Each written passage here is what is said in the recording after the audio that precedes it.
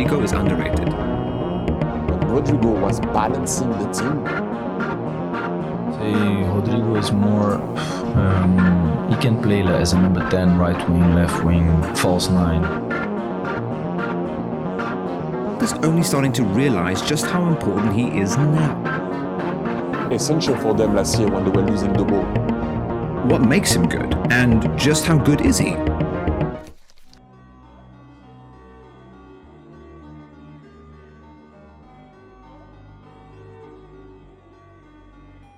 Rodrygo Goes. Even his teammates know. You know, I think for me, he's probably the most talented and most gifted player in the squad. I think the things he can do with the football, we'd be messing around and he'll flick the ball up somehow, and you're like, how do you do that? You know what I mean? I'm trying to do it, twisting up my ankles and everything like that. And yeah. But it almost feels as if he's been slept on for so long that the world is only starting to realize just how important he is now.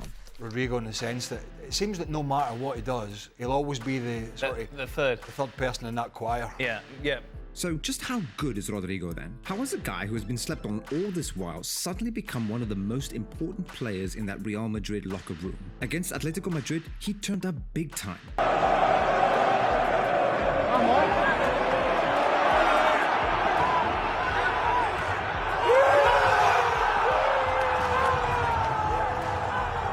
This goal, on what was supposed to be his weaker foot, it's special. To anyone who isn't a Real Madrid fan watching, it's mind-blowing. But for Rodrygo and the rest of his Real Madrid teammates, it's just something he does every week. For Jude Bellingham, and I know Rodrygo gets spoken about a lot as being maybe the most underrated player at Real Madrid by some of his teammates. How pleased are you with his goal? Not for us. Rodrygo for us, above all in Champions League, it helped us a lot to win 2 Champions League in the last 3 years, and so it's still his competition. He's a fantastic player, and he can put to the quality a fantastic effort. You can hear head coach Carlo Ancelotti talk about him. The media narrative is that Rodrygo is underrated, but the Real Madrid players and staff know just how good he is. So where did this talk about him being underrated come from in the first place? Let's start with this season. Kylian Mbappe was impressive today. Not only in the goals, his overall play, his overall movement, his overall touches, how sharp he was. With the arrival of Kylian Mbappe to the team, the media was going nuts. You see, last season, part of what had made Real Madrid so successful was the formation Carlo Ancelotti set the team up in. A 4-4-2 with a diamond in the midfield and 2 at the top. Vinicius Jr. and Rodrygo. Kylian Mbappe comes in, and who is the name everyone expects to get dropped out of the team to make way for Mbappe? Rodrygo. But it's not just this season. It's been going on for way longer. Even before Mbappe arrived in Madrid, there was talk about Rodrygo leaving in a potential swap deal with Mbappe heading the other way. It's like no matter what he does, he's been a shadow man for years. But again, that's how the outside world sees it, not Real Madrid. We've heard Jude Bellingham and Carlo Ancelotti talk about him so far, meaning there has to be some truth about it. If Rodrygo is good, then what makes him good? And just how good is he? Before we get into that though, make sure to hit that subscribe button to Kicks with Seb for more content like this. When watching Rodrygo, 2 things immediately come to mind. Where do you go? What do you do? Rodrygo was essential for them last year when they were losing the ball. He's on the bench now. And I know maybe he doesn't have the efficiency of Vinicius Jr. that he had last year, but Rodrygo was balancing the team off the ball. Now he's not playing. So it's going to be tough for Ancelotti to find a way to make sure that all those players can coexist. What he brings to the Real Madrid team is balance. And by that, it's the work rate. Let's break it down. For large parts of the season, when the attacking options have all been fit, Carlo Ancelotti's preferred front 3 have been Vini Jr., Mbappe and Rodrygo. He's been very clear about 2 of that front 3. Bueno, obviamente, si pensamos al trabajo defensivo, Kylian es lo último que tenemos que pensar, porque en mi opinión, Kylian está jugando muy bien. With Kylian Mbappe, Ancelotti passes the idea that he doesn't expect any real defensive work from Mbappe. And let's face facts, Vinicius Jr. isn't going to track back that often to help the team defend and stay in position. And that's the shape Thierry Henry was talking about. Rodrygo brings balance. Think about it. It's a well-known fact that the best teams in the world, the ones that perform week in and week out, are the teams that are adept at winning the ball high up the pitch. Rodrygo's work ethic is insane, and there's a couple of examples to prove it. Take for instance the game versus Borussia Dortmund. Early in the season, Real Madrid came in from 2 goals down to a 5-2 win. Vinicius Jr. grabbed the headlines with a hat-trick, but it was yet another performance where Rodrygo claimed the headlines behind the scenes.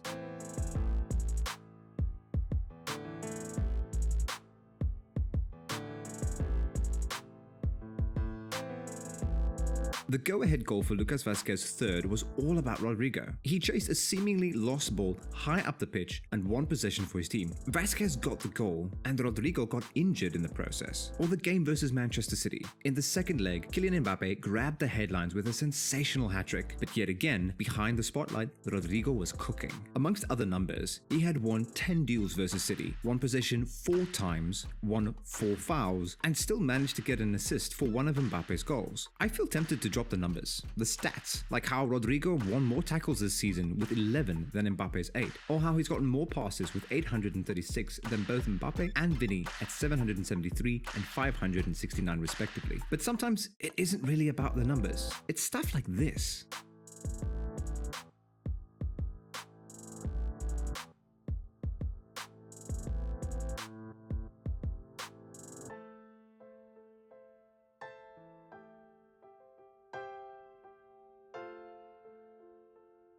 You don't measure that with numbers, you watch it and appreciate it. Look at Rodrygo winning the ball back immediately after Stefan Ortega saves his shot. He goes chasing for the ball, wins it and allows Vinny to play. Aside the work rate, I did mention there's another thing about Rodrygo that makes him so good. Say Rodrygo is more, he can play as a number 10, right wing, left wing, false 9. He played the 2 games in the national team as a false 9.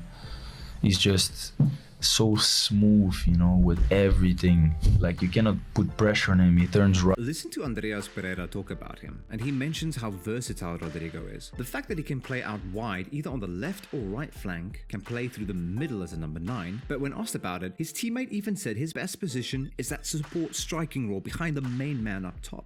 Rodrygo, another thing to mention is he's the one who kind of sacrifices the most, really. I think it's clear that his favourite position is the left. I think it's important to note that, you know, he does a lot for the team as well, defensively on the right side, which isn't his favourite, but never complains, just gets on with it, and that's the way we have to continue.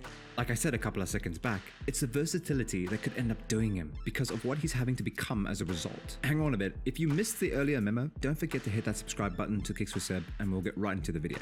Ever noticed how he plays down the right? It's like a version of Jadon Sancho we used to see at Borussia Dortmund, the inverted winger. Well, that's because Rodrygo's preferred position when he can't play in that support striking role has always been down the left, but let's face facts, he won't be playing there as often as he wants. He rarely does. That's almost become Vinny Jr.'s position, and when Vinny doesn't play there, we see Mbappe move to that position, which means Rodrygo is stuck operating down the right, effectively having to perform playing out of position. On the one hand, it also brings solidity to the team. As we saw against Atletico Madrid, for example, that right-hand side of the pitch was less used by Atleti because, get this, Real Madrid had 2 players playing out of position who brought more solidity and defensive structure to the team, Valverde at the right back and Rodrygo at the right wing. On the other hand, if you're Rodrygo, let's be real. At 24, it becomes a question of how long he's willing to keep this up, which brings us to the other part of this video. So now we know how good he is, what makes him good, and how he combines technical excellence, as Jude Bellingham mentioned earlier, with the work rate and balance Henry talked about. If he's doing all that, why is he still underrated then? It's a combination of things, and we're going to try and speculate, but one of them has to be what we mentioned earlier. Playing out of positions has its drawbacks, as we're seeing with Rodrygo. Now,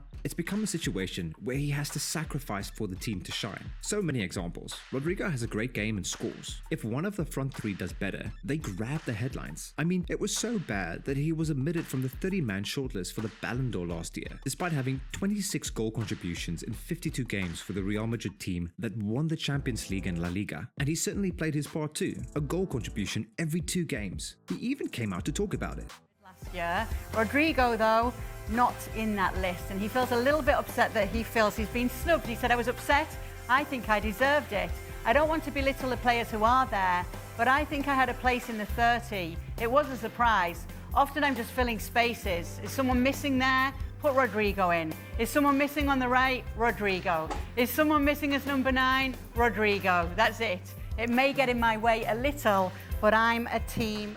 In this, there's a lot. You can almost feel for the guy. Rodrygo admits that in attack, he's become a guy who's just filling in spaces for the team, knowing his main job is to be an emergency plan more than a mainstay. And in the end, that part where he says it may get a little in his way, but he's a team player, that's tough. Playing out of position is one thing. The other is the competition he's up against in the team. Where Rodrygo came into the Real Madrid setup in the 2019-20 season, Vinicius Jr. arrived the season before. The point is, with these two, it was clear they were the plan for the future, but But early on, when Vinny got the chances and the hype around him built, Rodrygo was the one who had to watch and play his part role. It continued like that to the present day. There's no questioning Rodrygo's talent. Sometimes he makes it look like the ball is glued to his feet with nifty dribbles, and as the seasons have passed, he's improving his finishing. I mean, his goal catalogue has been incredible, but the sad reality is that in that pecking order in attack, he's not getting ahead of Mbappe and Vinny Jr. Not because he isn't talented enough. No, it's rather because the two ahead of him are more marketable than he is. Harsh truth. This takes nothing away from the fact that he's still a very important player for Real Madrid. It helped players a lot to win the Champions League in the last 3 years, and so it's still his competition. He's a fantastic player. If we replay that Ancelotti interview again, you can see Ancelotti talking about Rodrygo and how he has produced so many spectacular moments for Madrid, particularly in the Champions League. At 24 years and 54 days, he's become the 5th youngest player to reach 25 goals in the Champions League. It's more than that. He's produced so many magical moments in the competition for Madrid.